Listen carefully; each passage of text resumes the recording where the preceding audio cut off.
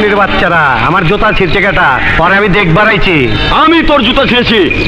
আরে তোর তো কপাল ভালো, তুই আসিস নি, তাহলে জুতার মতো তোকেও ছুঁয়ে ফেলতাম। দেখ, আমাকে ভালো করে দেখ।